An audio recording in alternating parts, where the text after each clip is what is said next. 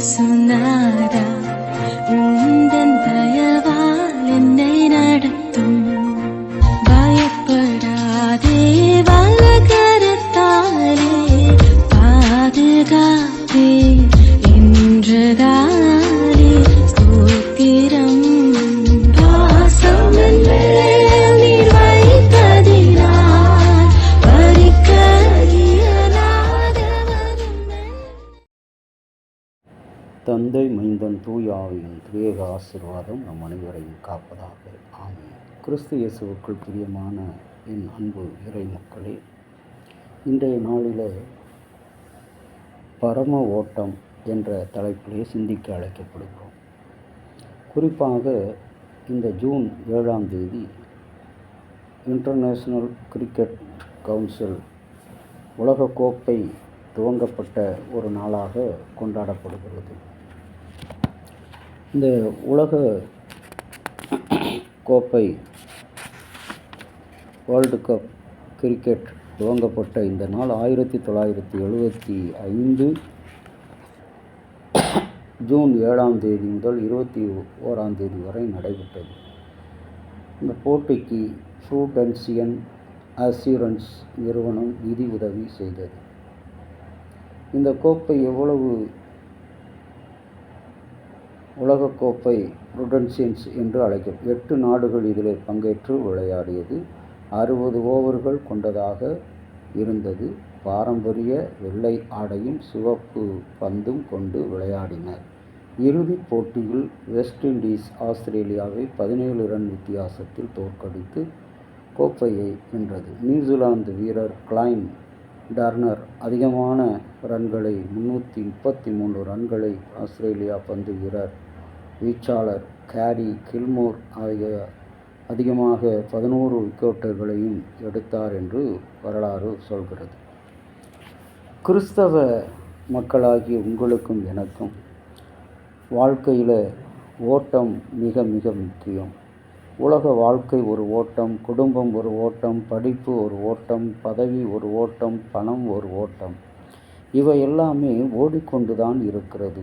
ஆனால் நிலையானது அல்ல, ஒரு இடத்தில் நிற்பது அல்ல.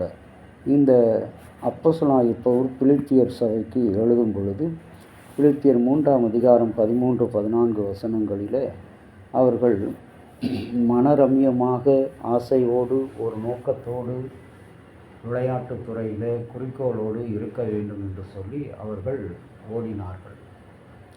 அந்த ஓட்டம் அவர்களுக்கு பரிசை கொடுத்தது.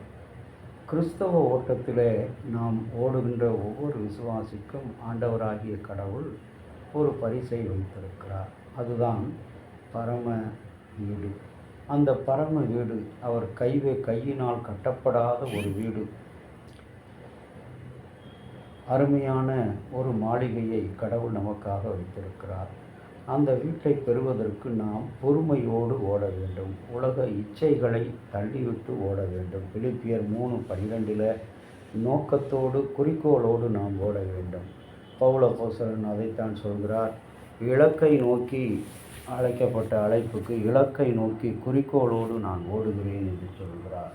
இன்றைக்கு நீங்களும் நானும் கிறிஸ்தவ ஜீவியத்தில் திருச்சபையில் ஓடிக்கொண்டிருக்கிறோம். எதை நோக்கி ஓடிக்கொண்டிருக்கிறோம்? பணத்தையும் பதவியையும் ஜாதியையும் நோக்கி ஓடிக்கொண்டிருக்கிறோம். இவை ஒருபோதும் நம்மை பரலோகத்தில் மோட்ச இளைப்பாறுதலிலே சேர்க்காது. ஆனால் அதை பேசிக்கொண்டு தான் நாம் இருக்கிறோம். ஆனால் அதை செயலில் காட்டுவதற்கு நமக்கு நேரம் இல்லை, வாழ்வும் இல்லை. அதற்கான ஒரு பொருத்தனையும் இல்லாமல் வாழ்ந்து கொண்டிருக்கிறோம். பேருக்கு விசுவாசியாக கடவுளுடைய வார்த்தையை நம்முடைய இல்லங்களிலும் நம்முடைய வாகனங்களிலும் நம்முடைய திருச்சபைகளிலும் எழுதி வைத்திருக்கிறோம். ஆனால் உள்ளே நடக்கிறதோ முற்றிலும் ஜாதியத்தினுடைய இடைப்பாடு. அதுதான் குறிக்கோளாக இருக்கிறது. அந்த ஜாதியத்தினால் நாம் பரலோகம் செல்ல முடியாது. எந்த ஒரு மனிதனை ஜாதியத்தை மையப்படுத்தி கிறிஸ்துவை பற்றி பிரசங்கிக்கிறானோ, ஜாதியை மையப்படுத்தி கிறிஸ்தவ திருச்சபையை நடத்துகிறானோ, ஜாதியை மையப்படுத்தி கிறிஸ்தவ ஊழியங்களை செய்து கொண்டிருக்கிறானோ, ஜாதியை மையப்படுத்தி கிறிஸ்தவ நிறுவனங்களை நடத்தி கொண்டிருக்கிறானோ, அவனால் பரம அழைப்புக்குள் செல்ல முடியாது. அந்த அழைப்பில் அவனுக்கு இடம் இருக்காது என்பதை நம்முடைய ஆண்டவராகிய இயேசு சொல்கிறார். ஆகவே அன்புக்குரிய இறை மக்களே, ஆண்டவருடைய அழைப்பில் இன்றைக்கு நீங்களும் நானும் விசேஷமாக அவருடைய பரம அழைப்புக்கு பங்குள்ளவர்களாக இருக்க. நம்முடைய அழைப்பு பரம வீடு, அந்த பரலோகம். அந்த பரலோகத்தில் நாம் செல்ல வேண்டும் என்று சொன்னால் நம்முடைய ஓட்டம் இந்த உலகத்துக்கான ஓட்டமாக இருக்கக்கூடாது, உயர்வான ஓட்டமாக இருக்கணும். நோக்கத்தோடு கூடிய ஓட்டம், இச்சைகளையெல்லாம் விட்டுவிட்டு ஓடுகின்ற ஓட்டம், நம்முடைய இன்ன துன்பங்களையெல்லாம் கடந்து ஓடுகிற ஓட்டம், பொறுமையோடு தாங்கிக் கொண்டு ஓடுகிற ஓட்டம். அப்படி தாங்கும் பொழுது, நேசிக்கும் பொழுது, நாம் விரும்புகிற எல்லாவற்றையும் விட்டு நடக்கும் பொழுது ஆண்டவருக்குள் நான் நிச்சயமாக நல்ல ஓட்டத்தை ஓடி முடிக்க வேண்டும். நாம் நிறைவில் நம்முடைய கிரீடத்தை பெற்றுக்கொள்வோம். ஆகவே இந்த நாளிலும் கூட நம்முடைய அன்றாட அலுவல்களையும் குடும்பத்தையும் வீட்டையும் பிள்ளைகளை நடத்தும் போது ஆண்டவருடைய பரம அழைப்புக்குரிய வீரர்களாக ஓடுவோம். கர்த்தர் நம்மை ஆசீர்வதிப்பாராக. ஆமீன். அன்புக்குரிய ஆண்டவருடைய நாமத்தினாலே கடவுளே, இந்த நல்ல வேலைக்காக துதிக்கிறோம்ப்பா, சோதரிக்கிறோம்.